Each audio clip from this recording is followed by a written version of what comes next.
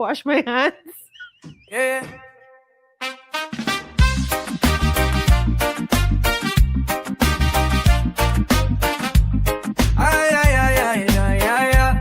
Whoa. If the real talk gets in hard, bring it up.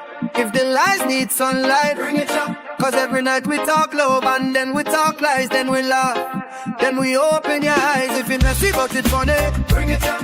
If it's sweet but it's shady, bring it up. Cause every night we talk love and then we talk lies. Real talk in our Cayman tonight.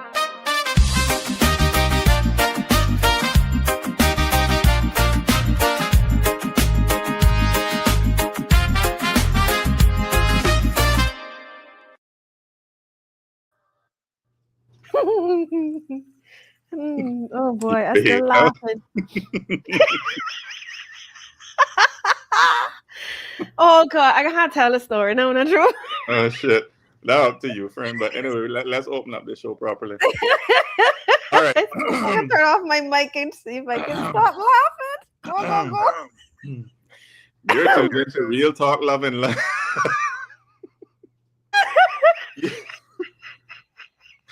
You're tuned into Real Talk, Love and Lies, the late night space where we put love, lies, and all the messy in between on the table without the fake perfection.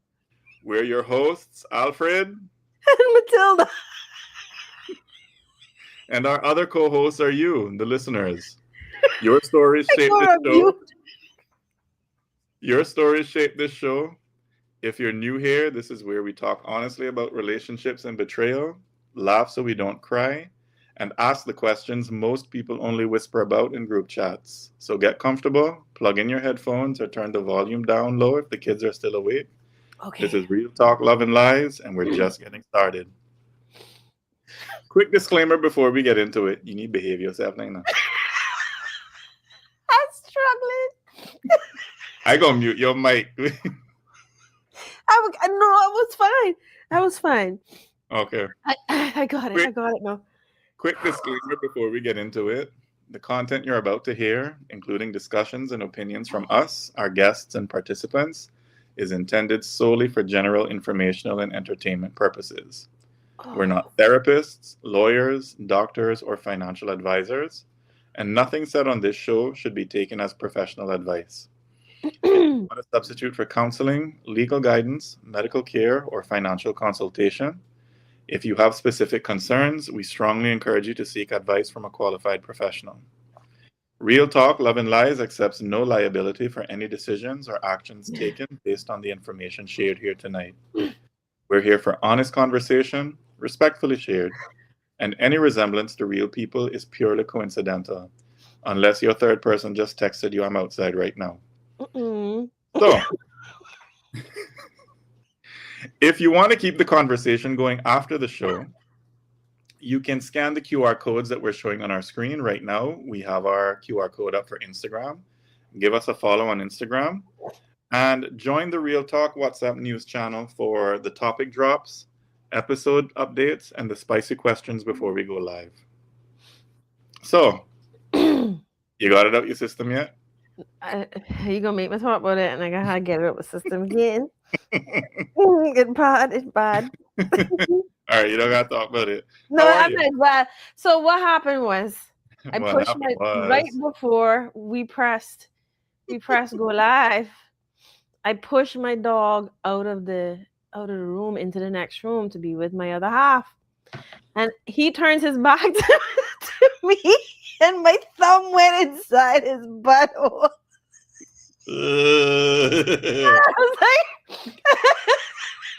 I screamed out just now, and my partner looked at me, and he was. I tell people, listen, man. If people could ever hear the conversations that you and I have before we start this show, right? I think I'm afraid that we can have recorded at some point, but I don't want to think about it because some of the things that come out of our mouth and the things that happen. But yeah, I had to go wash my hands and scrub them down while dancing to the theme song. Oh God! Oh man, you catch me good, bro. Yeah, well, I mean, if the audience is listening and they're interested in our behind the scenes, just let us know. We can post some behind the scenes. I don't know about all that. I'm not ready. Yeah, boy. Oh, Yeah, boy. But yeah, so open season. yeah. Let's talk about it. So how this topic came up, right? Like I wanted to float a thought. And I want all y'all who are listening to answer it honestly, right? What if part of the reason Cayman has so much, sneaky link culture, cheating, lying? What if part of the reason we have so much of that is because we don't talk straight with each other? If we were more open and trusting with each other, could we actually talk about our attractions, our temptations, even the possibility of, respectfully dating more than one person? Would that reduce the lying?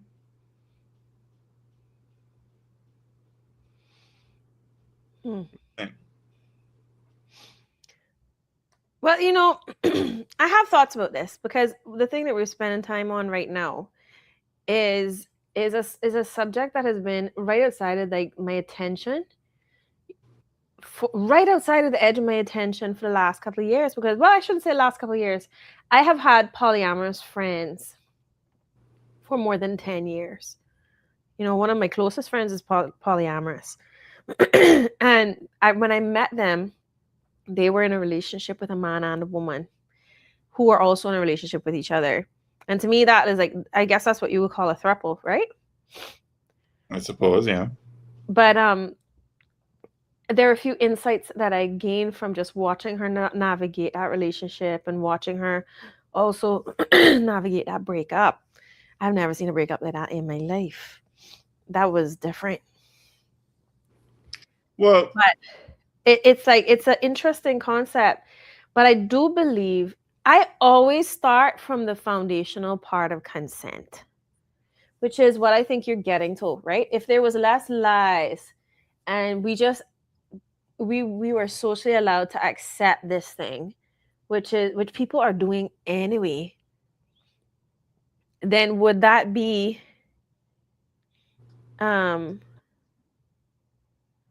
solve a lot of problems? Well, imagine a Cayman. Imagine a Cayman where people could say, I love you, but I also like variety. Or, I love you, but I can't promise lifelong exclusivity. Or, even if they say, I want us, but I also want space to explore. And like the other person listening to that could actually respond like a grown person and say, either okay, but I can't do that, or okay, maybe, or okay, but here are my boundaries. Mm-hmm. So no sneaking, no lies, no acting innocent while your car is parked up by somebody else. Mm-hmm. What I'm asking is, would honesty lower the cheating, or would it just give cheaters a permission slip? I actually think it's two very different things. I don't think it would give cheaters a permission slip so much. I think it would just be two very different things. I believe people get a thrill out of fooling somebody else when they're cheating. Or they get a thrill out of getting one up on the other person. Not just fooling them, but maybe there's like a power dynamic. I think there are other things that people get out of cheating that they don't get out of an open relationship. Cheating is almost never about the sex. However, open relationships can be, like polyamory can be. Well, funny you said that, because I read this thing. I was doing research about this topic, right? I came across this study that was a team set out to understand the psychology of people who actively seek out and engage in extramarital affairs, right?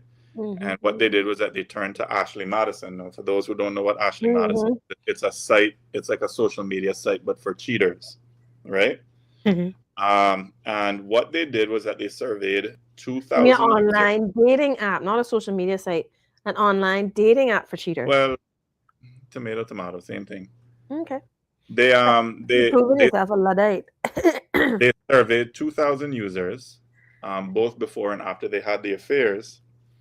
And the participants were basically asked about the state of their marriage and why they wanted to have the affair and, their overall general well-being. And the results showed that the participants generally reported high levels of love for their spouses. However, they reported low levels of sexual satisfaction. And that was cited as the top motivator for having an affair. Other motivators included a desire for independence and a yearning for sexual variety. But fundamental problems with the relationship, like lack of love or anger towards a spouse, those were the least cited reasons for having an affair. But that's the thing. I don't think people understand the psychology of losing desire for your partner. These are people who have not identified the problem in their relationship. That don't mean that they don't have a problem in their relationship. Right? Wanting variety means there is an unmet need. Right? Saying that they don't feel sexual desire for their partner is a very obvious unmet need. So I'll give you an example. There's certain things that can shrivel me right up and I don't got no desire for you. One is if you don't pay no bills. If you can't pay no bills, my lady parts just don't have no interest. Right? And I don't mean my bills. I mean, you understand what I'm saying? I'm not looking for somebody to necessarily take care of the household or anything like that. I'm a grown woman. I can take care of myself. But if you bring in your bills to me, we got problems. That's one thing. The second thing that really shrivels me up is any form of addiction issues. Right? So that's a real turnoff for me. Gaming, drinking, too much weed, any of that I got problems with. I have no interest. If you can't prioritize the things that are important in your life and that is more important, then we're not gonna make it. And when I say we're not gonna make it, my body gonna shut down first. But that's another thing that we need to distinguish between people who cheat and people who are polyamorous. People who cheat, generally speaking, will do so because they're missing something. People who are polyamorous are not necessarily missing something. They're on an adventure together. Right? Like they're on an adventure together. I remember I went to dinner with a polyamorous couple years ago. And the wife was describing to us, because I was a guest of a guest, the wife was describing to us meeting her husband's girlfriend for the first time. And she was telling us that she was really nervous about it because she's been burned before. All these women that say that they're polycurious, but they're not genuinely polycurious. They're looking for a main partner.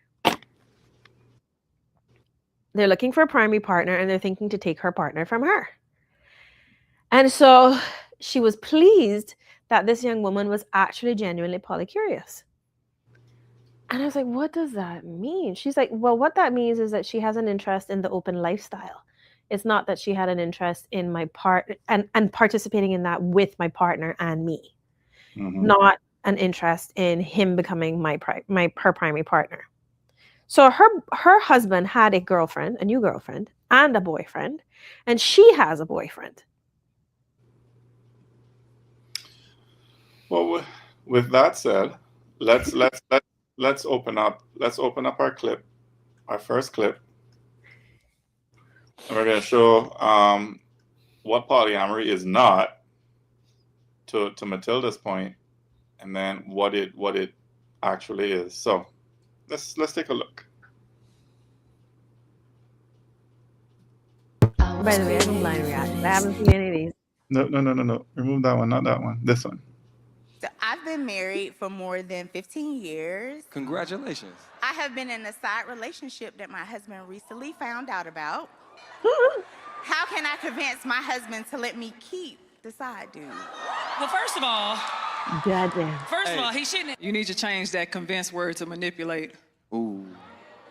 We're not gonna play those games right now. You took a vow. You took vows. You stood before God or whatever it is you believe in and said that you were going to love this man. It's sickness and through health, for rich and for poor.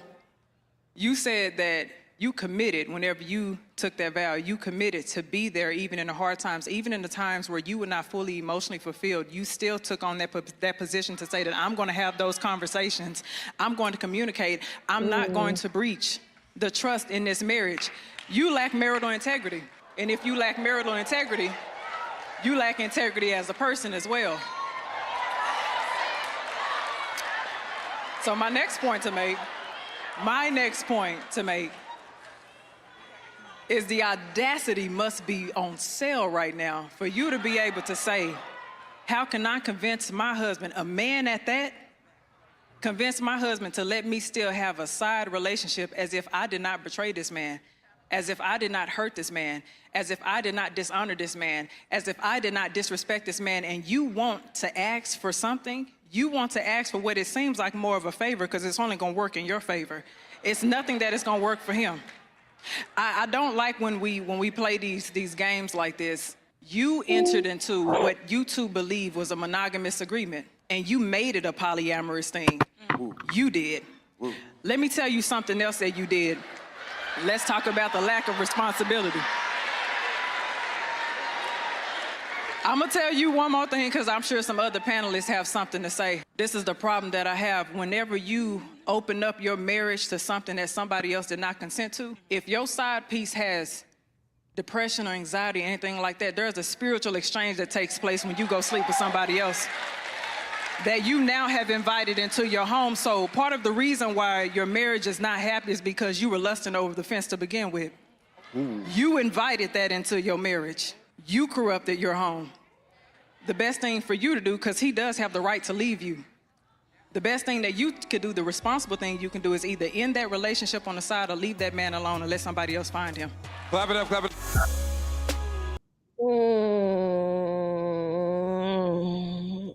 Now, compare that now with. You really want you don't want me to react to that? That made my blood boil. Can I have a reaction moment, please? Go ahead. And we can compare it, no problem. I do not approve of the message that the woman was given. Yes, she betrayed her partner. Yes, that is inappropriate. But there are a lot of assumptions that were in that riptide of judgment that just went on to that poor woman. She had an extramarital affair. Do we know that this woman has not had like a conversation before? Do we know that? She's trying to convince her husband to let her keep her side man. Do we know that they had vows that along those lines? Like, I feel like there's so many assumptions on that just belong to one single cultural interpretation, and that just made my blood boil. There's some good in it. Don't get me wrong. There's some good in it. And you know that I always start on the point of consent. But that don't mean that the lady's manipulating. That does not mean she's manipulating. It's out in the open now. That's not necessarily manipulation. This is a conversation she's having with her partner. I would like to have this. I would like to keep a partner on the outside. If that partner is open to it, she now has to give her own concessions. The way you do that is you say, okay, you want to have somebody on the side. I have somebody on the side. We are primary partners. We have agreements. But that requires a level of openness, of discussion that most people are not ready for. And that person on the panel pissed me off because she's not ready for it either. And she ought to give advice to people about their lives. And I'll go ahead. Let's hear the next one. All right. So let's look at this clip now. Compare that to this. My name is Kenya. This is Carl, my husband of 26 years. And this is Tiger, my husband of 10 years. Uh-oh. Look at this. Easy peasy, lemon squeezy. Carl and I are entrepreneurs. We run several companies online, and we've written several books together. For a living, I'm an investor. I sit around and look at numbers and charts and watch stock market all day. Every lady should have 2 husbands. I'm legally married to Carl for the past 26 years. Oh, wow. We have 3 kids together. When we decided that we wanted to have this multiple relationship structure in our marriage, we went straight to our kids and talked to them about it. We told them exactly what it was not, and we always kept the door open for them to ask questions, share their thoughts, opinions, feelings, and we always supported them. All right. Get a different task. But did you see the legs under there? I have Oh, other legs. tasks. In the 12th year of our marriage, Carl and I decided that I was going to have multiple partners because I had met and fallen for another guy. So I came back and reported that to Carl. So we decided to talk about it. Like, what do we do? How do we go about this? And that began a 2-year journey of Kenya and I just kind of discussing things. We just had to figure things out. So we discussed it for a number of years. I finally came into the knowledge and understanding about feminine, expression, and realized you have to allow women to be free and express themselves. And as a man, I need to support her in doing that. I met Tiger at a Halloween party. He was dressed as Tiger Woods, and he was looking hot and sexy. Well, I came out and had a dance with you, so we had a nice little romantic, slow dance. It was real nice. Yes. And so I decided, I'm going to pursue this. I'm going to see where this leads to. Right. So those just go right up there, and then the green painting goes in the center. All right. I'm super multifaceted. It feels like Carl fits one part of who I am, philosophical and spiritual, and we have these deep conversations. And then the other part is like thrill-seeking, excitement, traveling, and that's who Tiger fits. But I'm both of those people in one body. So I like to have those multiple partnerships. Is it one nail for each painting? It's probably going to be 2. Let's do the big painting first. We're all basically trailblazers in this way, and we all support each other. And that's why I'm so ready to support Tiger and Kenya whenever they need support in their relationship or anything else. I think a lot of what people see on a day-to-day is kind of like the whys. Why would anybody do that? Why would that man invite you into his house and have you with his wife? Why? It's a benefit to have another person there. It's a benefit to have somebody that you can kind of relate to, that you can trust, versus just having some random person come in. Or cheating. Just lying, hiding, sneaking. It really adds a lot of serenity to the home. Wow. Now, okay. So, we talked about manipulation before. And what manipulation actually in the dictionary is handling skillfully. I think that is very skillfully handled. Before we get to that, we do have some comments rolling in. Oh, yes, we do. And I'm supposed to be in charge. I'm so sorry. Basilea Ruth said, "Pity." I guess that's the woman from the first clip we showed. She hits hard, but it is hard to argue truth. She spits. 76 Maroon says, "Really, what the lady said pissed you off and not what the lady did? Now that is really crazy." Would you like to respond? Yeah, I would, because I think there's 2 different things going on in that clip, right?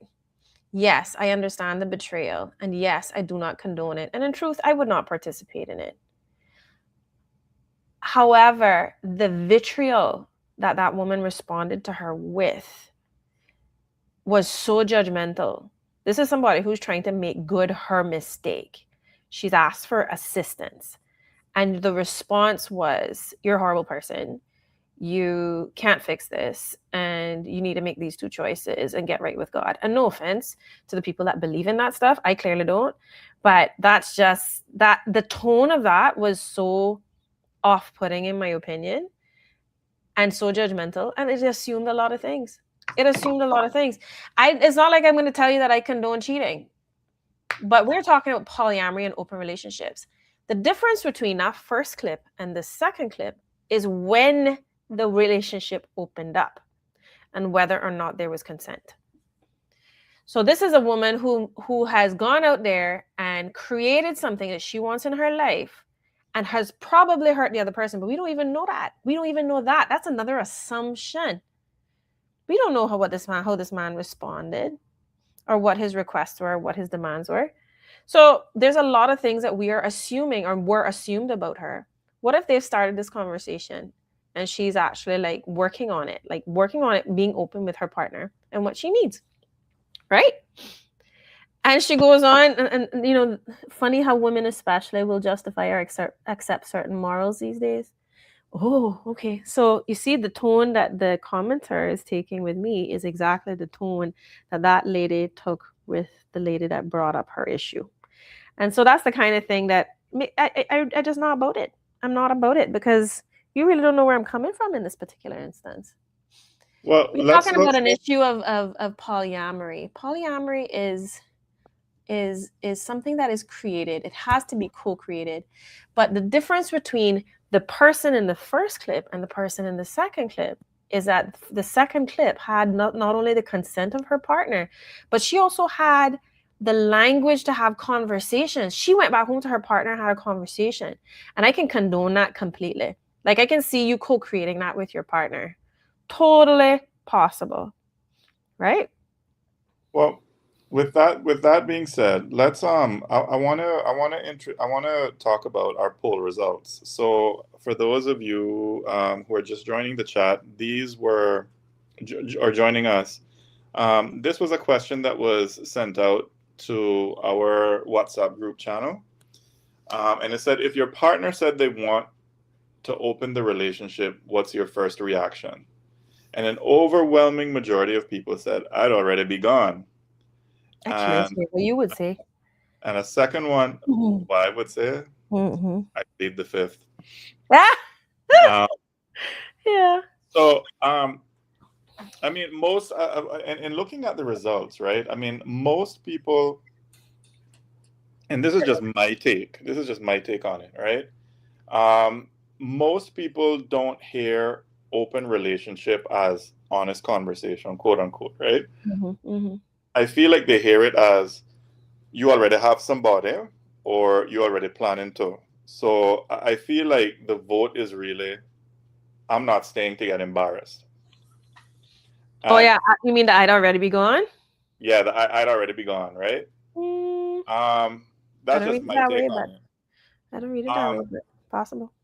But I find that those, I mean, there was still a in my view, a sizable minority who chose I'm listening.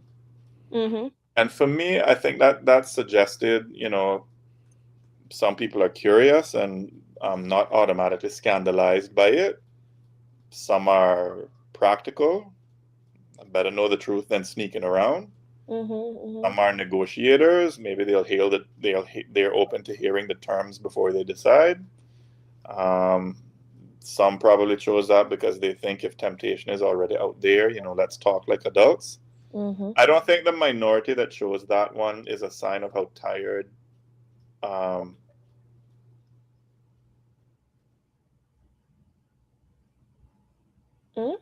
You gone or?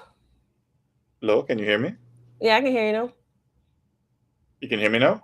Yeah. I don't know what's going on. Do you mind if I take a stab at it, because I see it slightly differently?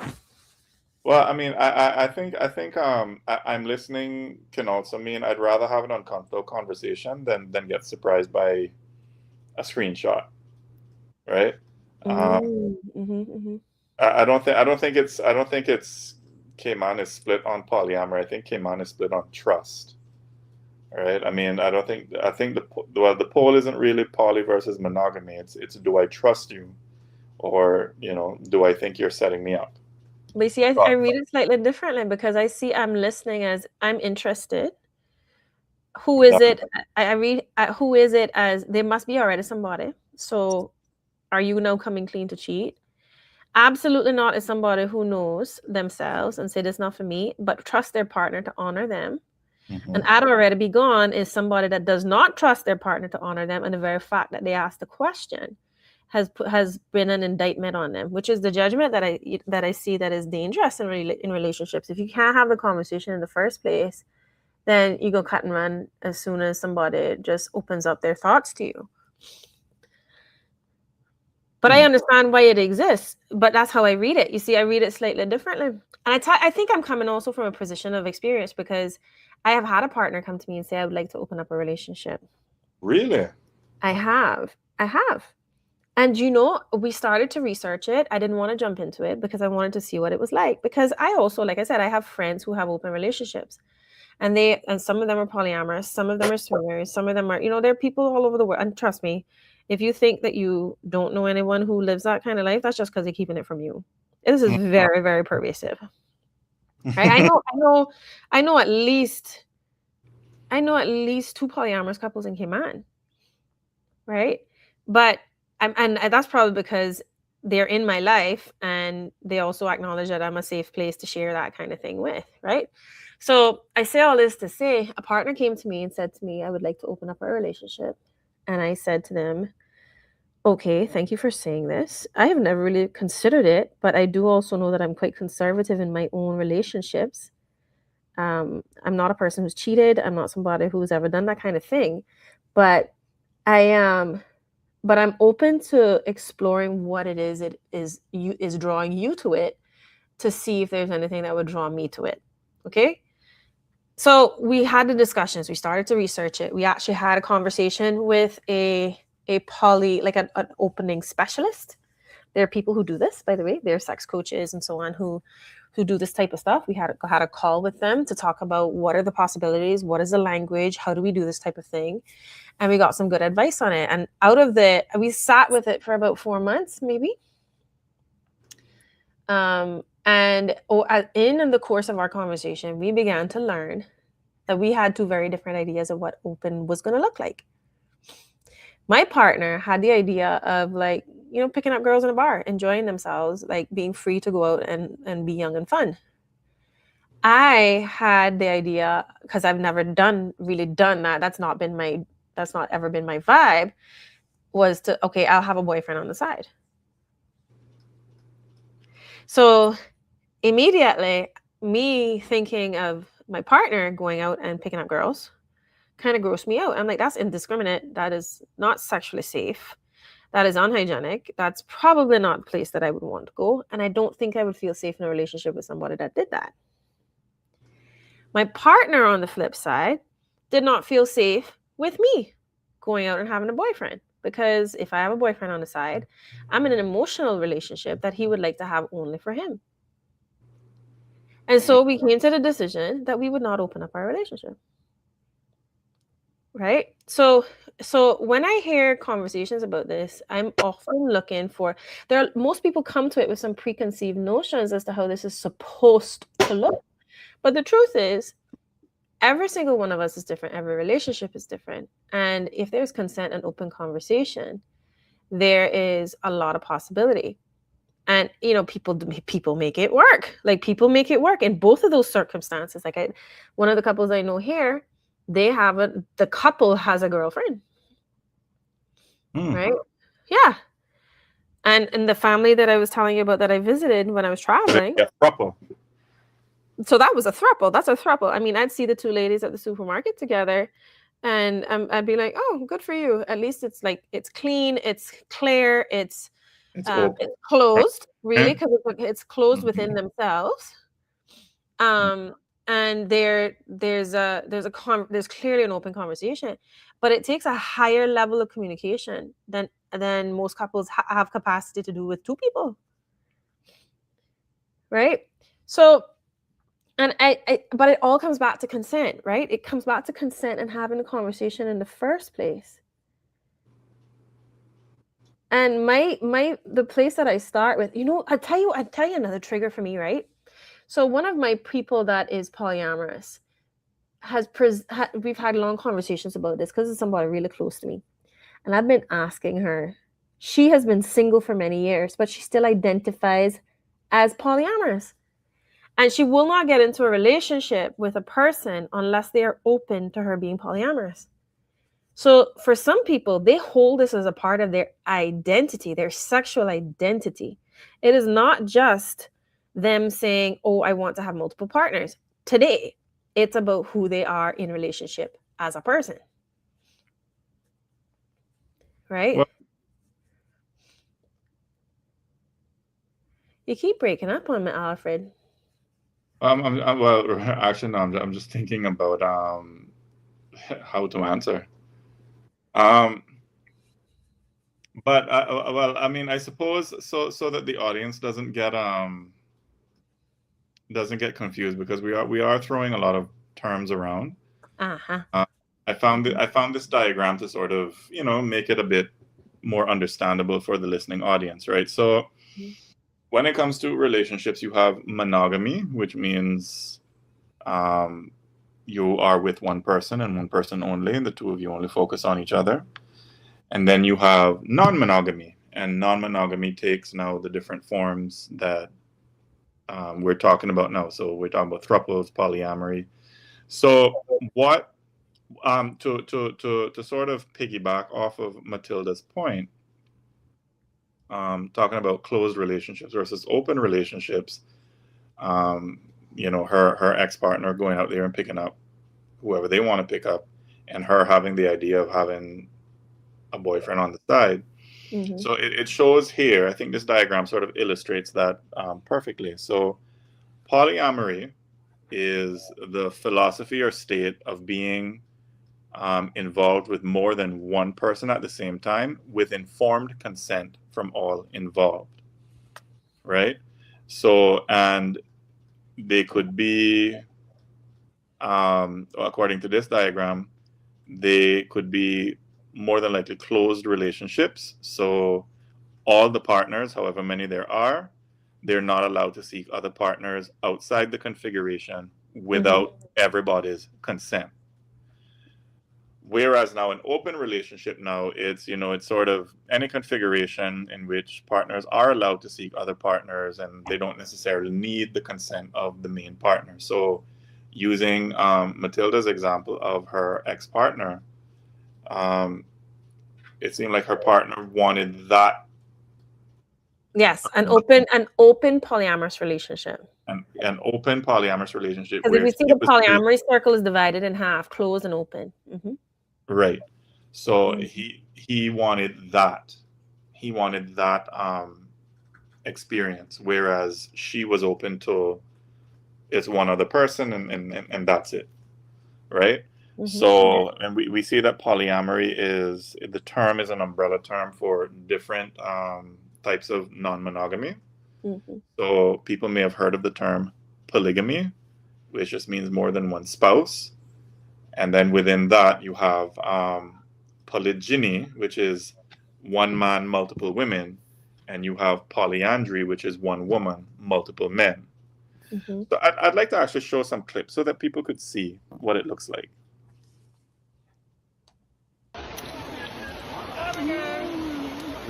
This is the life. Nothing else. Rock them peas! Fried chicken! Y'all good?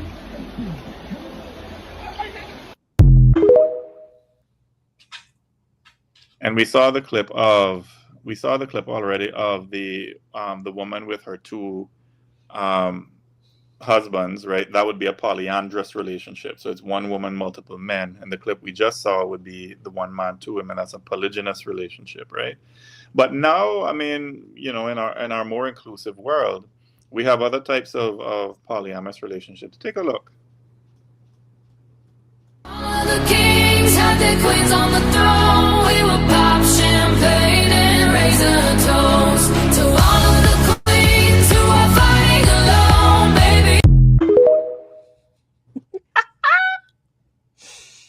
A croissant won't solve all your problems, but two might do the trick.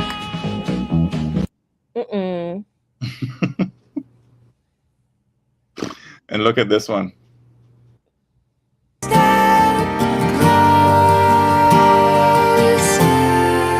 Boda de tres. I have died every day waiting for you, darling. Don't be afraid. I have loved you for 1,000 years. I love you for 1,000. And against all odds.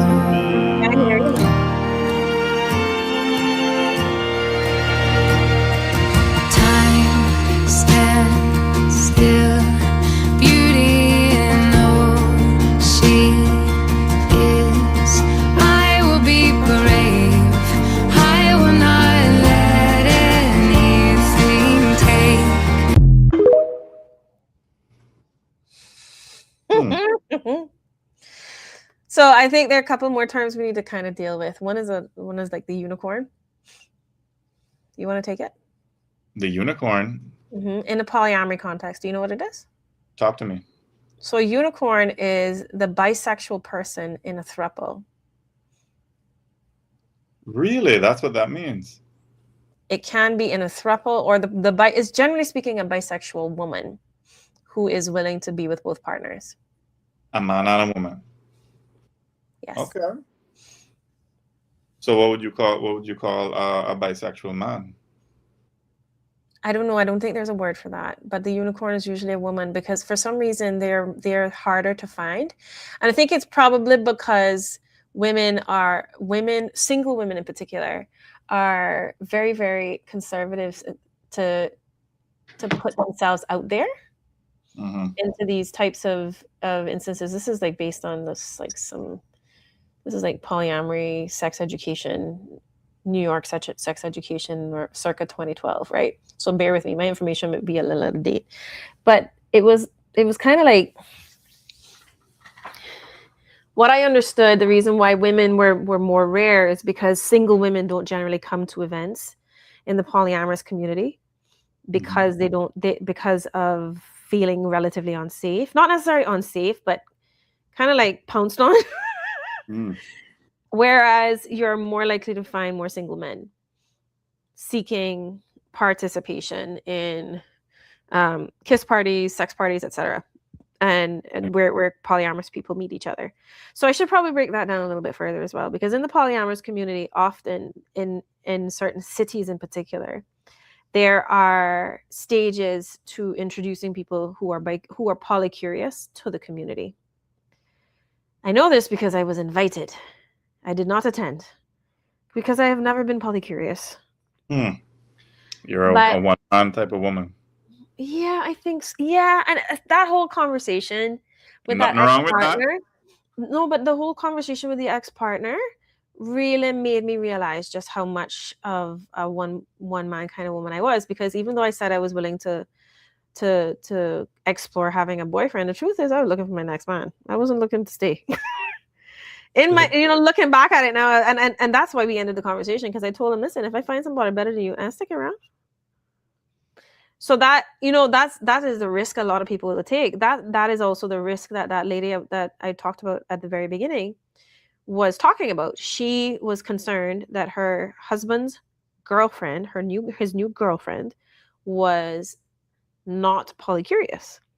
Polycurious means you're truly interested in the polyamorous relationship. You're not actually looking for a primary partner. So a woman who shows up to these parties, so sorry, I started to tell you about how it actually happens. So generally speaking, the introduction to that community would in big cities is to go to like a kiss party, they would call it. And there's they have rules around how you participate, but it's kind of like adult spin the bottle.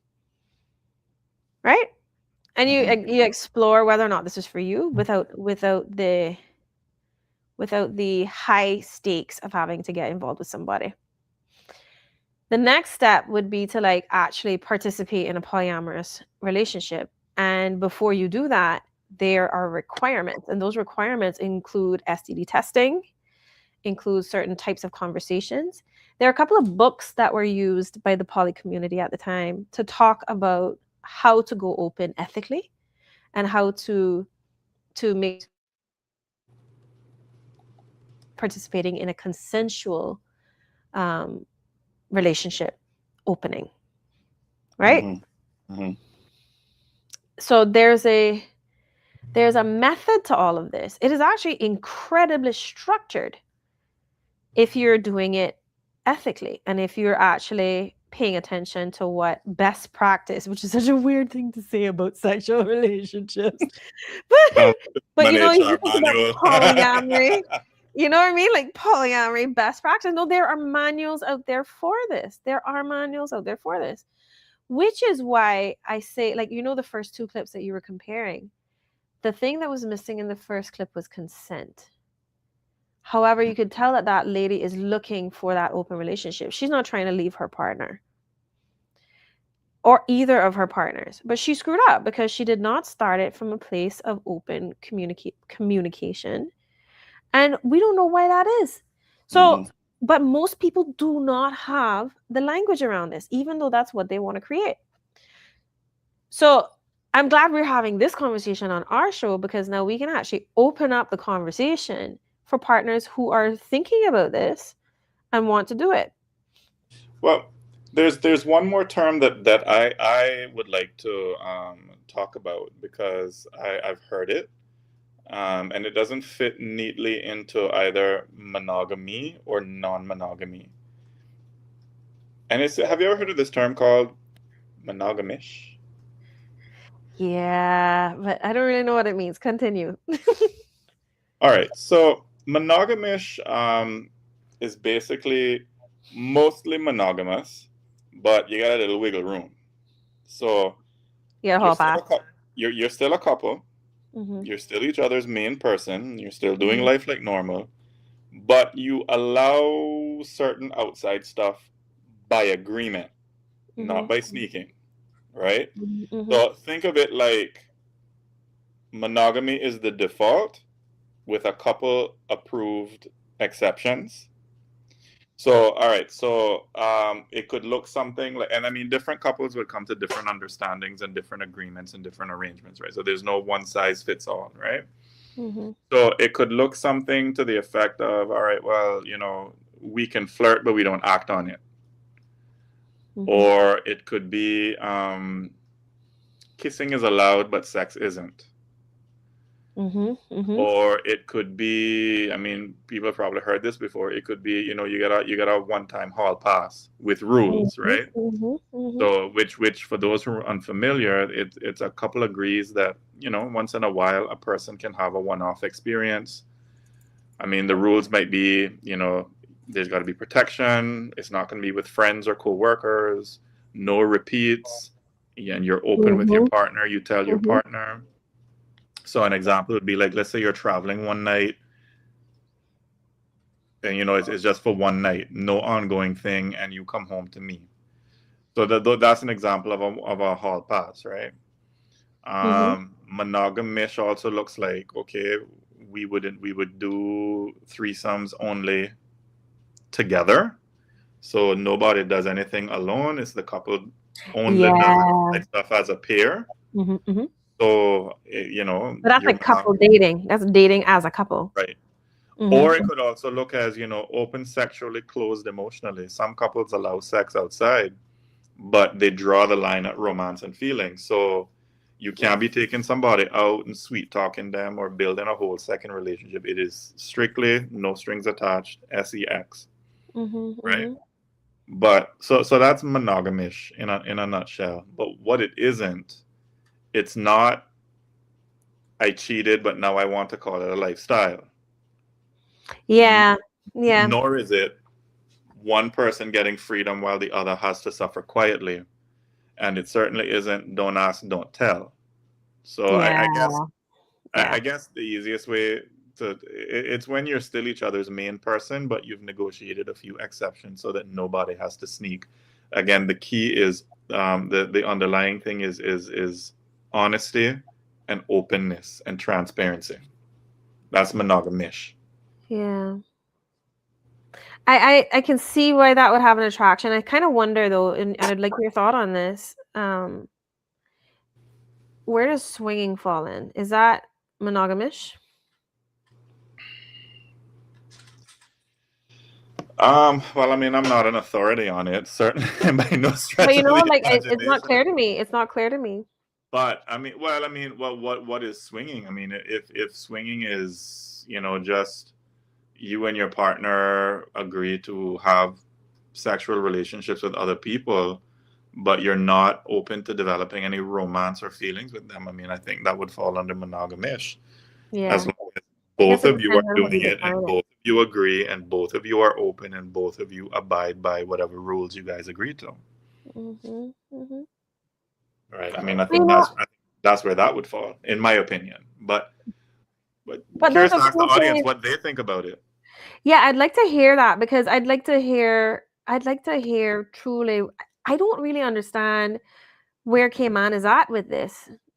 I'd love to get a temperature check on how Cayman how this actually goes in Cayman. I know that it exists in Cayman. I know that it exists quite openly in certain parts of Cayman, but I don't know that this is a. I feel as though women who do it are slut shamed, and men who do it are told that, oh boy, you the man, you created it. Like, which is why I'm often defensive of women who have found themselves in a position where they're being shamed. Well, to that point, I actually have 2 clips I'd like to share with you. Okay. Take a look. Mm-hmm.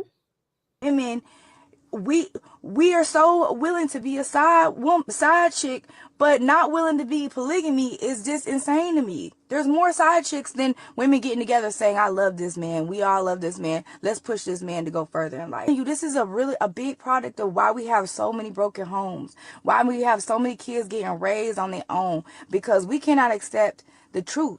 And the truth is, a lot of men can handle multiple women, be in love with multiple women.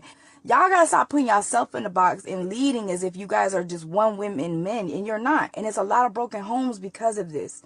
I'm telling you right now, your honesty will free you. When it comes down to you men that actually know deep down inside is your nature that you can handle multiple women, be honest about that. Y'all need to start putting your foot down. Like, listen, it's more with it and with the truth and gonna really fuck with you because you honest than the other ones. If that has always been in you and you know that's a part of your make and your nature, drop your stand on your 10, baby, and come out and be real about who you are. Watch this one. Consider this one now. Super unpopular opinion, but if I could share my food that I need to survive, my sustenance, why wouldn't I also be able to share my husband that she might need to survive, to sustain not only her life, but her kid's life? I mean, is that not the ultimate form of love? Before you share your thoughts, we have a comment from 76 Maroons. 76 Maroons says, I met a girl like that before and I run fast. Mm-hmm. But I actually wanted to bring this up. This was actually a post. No, but before you do that, I won't respond to that comment because I think that's a very smart approach. If you know that that's not something you can handle, dip. I completely agree with that. If you know that this is not for you, and this is where people also need, and I don't think women do this enough. Women don't often say, I know about that. Yeah.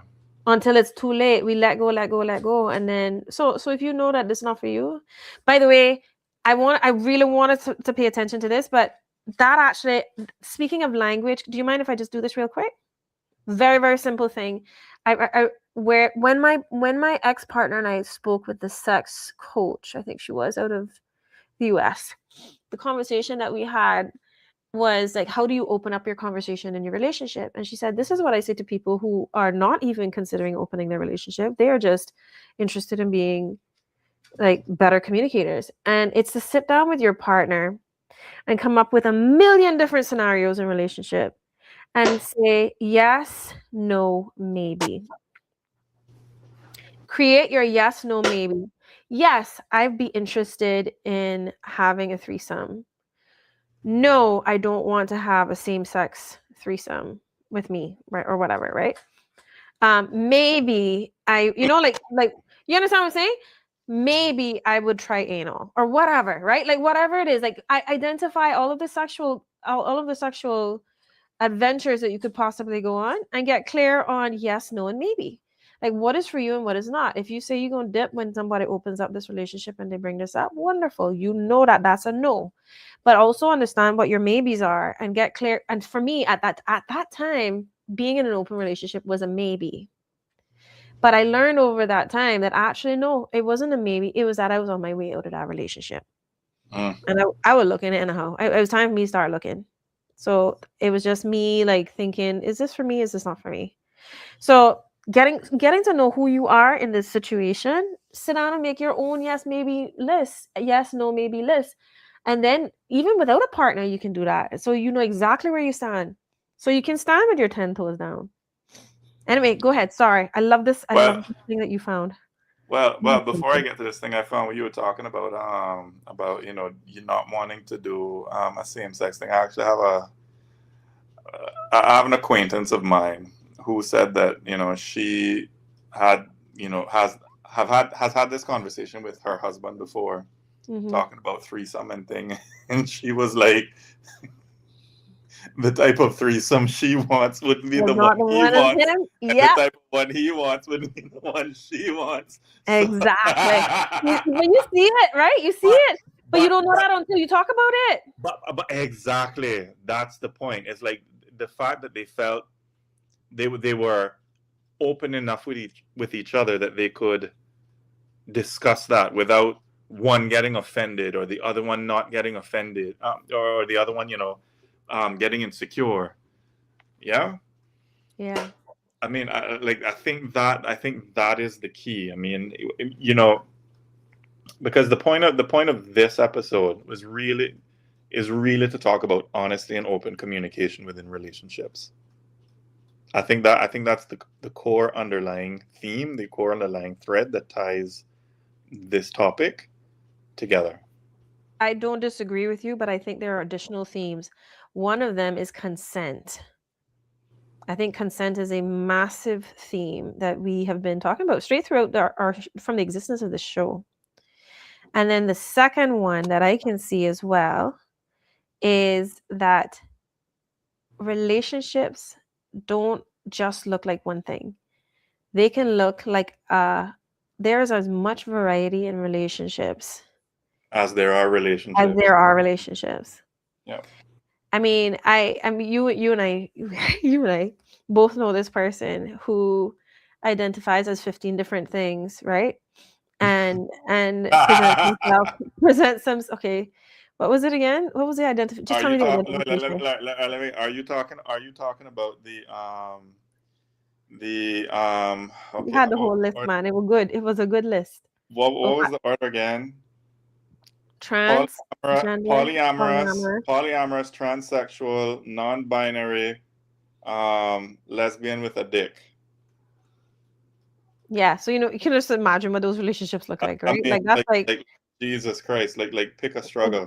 That's exactly what I said. Pick a struggle. All you need to be on top of that is vegan. but you know what I mean, right? Like so, but imagine that person's. Let me just put a caveat in there. All likeness to persons that are alive is purely coincidental. You are hilarious. But you understand, like there's like that person's relationships are super unique, like the way that they identify them, the way that they relate to them. And I love that exists in the world, because it just allows us to create possibility. But I think it always comes down to consent and doing good by the people that we're in a relationship with. Yeah. I would agree with that too. Consent, respect, and open communication, and just allowing things to be possible. I would agree with that. I have one more clip. You got 2 minutes. Shimmy, well, I figure we can go a little over time. Yeah, I know you begged for a couple minutes more. A little 30 minutes over time. Don't worry about that. I just wanted to show literal sister wives. Now, in my opinion, I think this is a bit too far, but take a look. So you both share a boyfriend? Yes, we do. Oh, yeah, wow. Yeah. Oh, so that's a bit different. Yeah.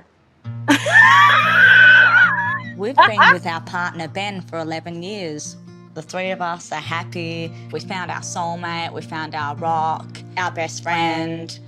If we could, we will marry Ben, if it's possible. We should be able to marry the same man. You know, there really shouldn't be a law. Like, it's like, I don't Totally understand unfair, like why. we're being judged.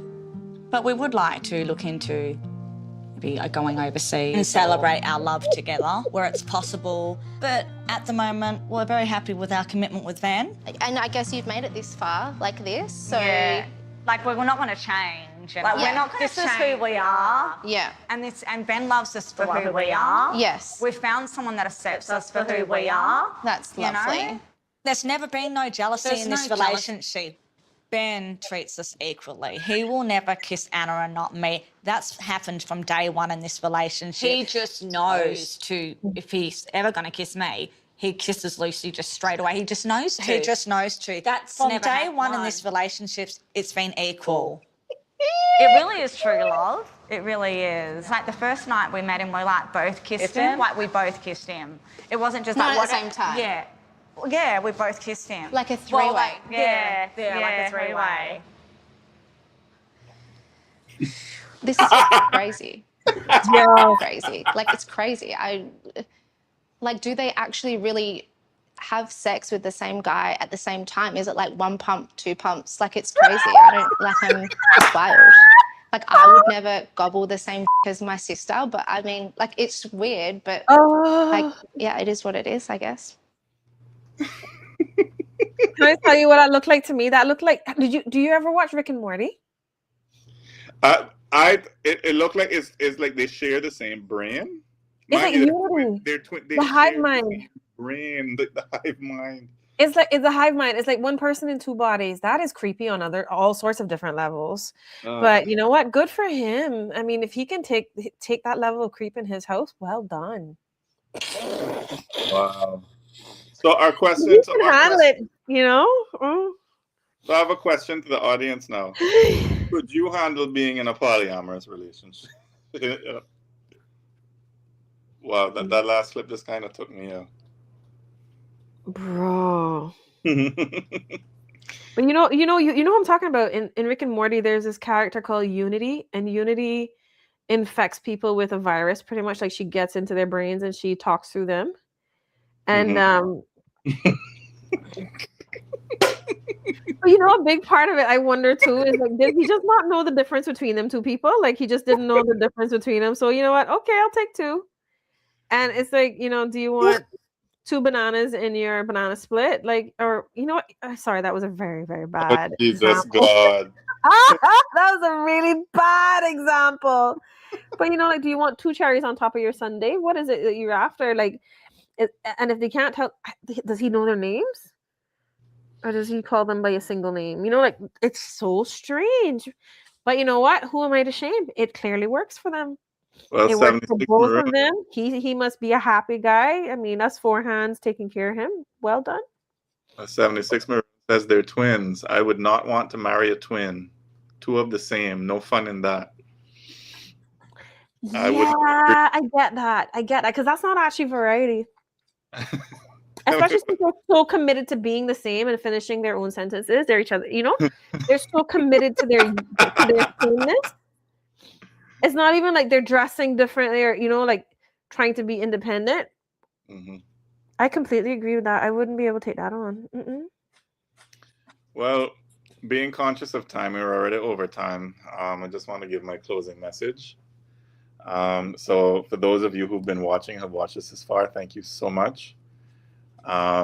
Tonight wasn't really about pushing polyamory, and it certainly wasn't about defending side piece culture either. It was about something simpler. Honesty, openness, communication, consent. The truth is, an open relationship can be a real respectful agreement. It can also be a fancy new name for the same old foolishness.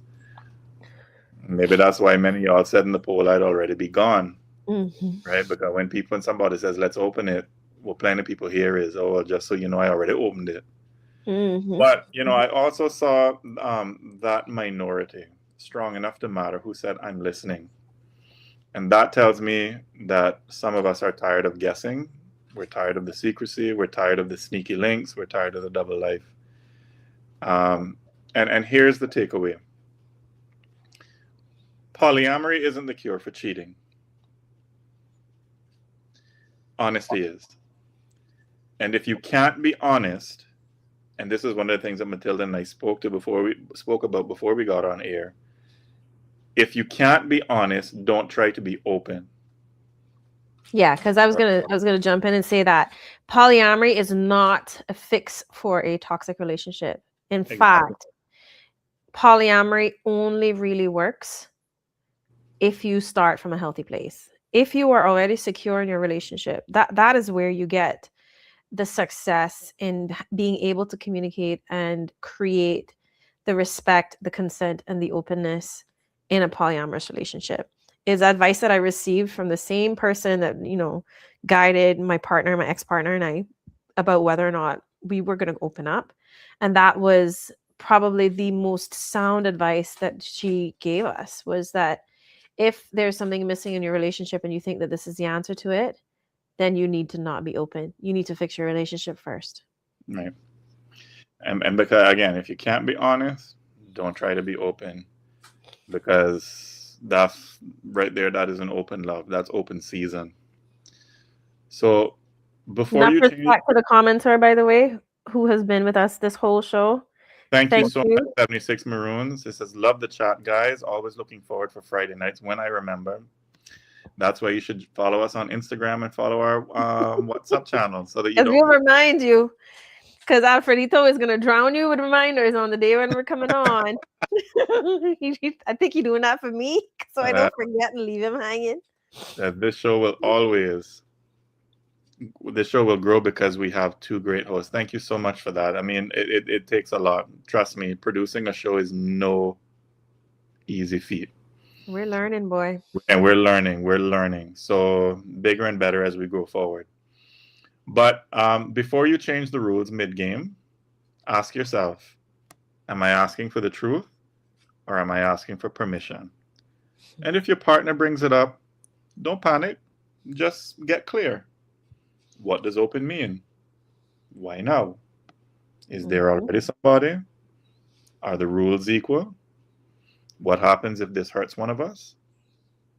Love can survive a hard conversation, but it rarely survives a lie. Especially on this small rock we call Cayman, where secrets don't die. They just get forwarded with that little emoji eyes. You know them emoji eyes? Yeah. Sideways. Yeah, little side eyes. Right? Anything you'd like to add? Nope, I'm good. This is Real Talk, Love and Lies. Stay kind, stay smart, and stay honest, even when it's inconvenient. Good night, Cayman. Good night.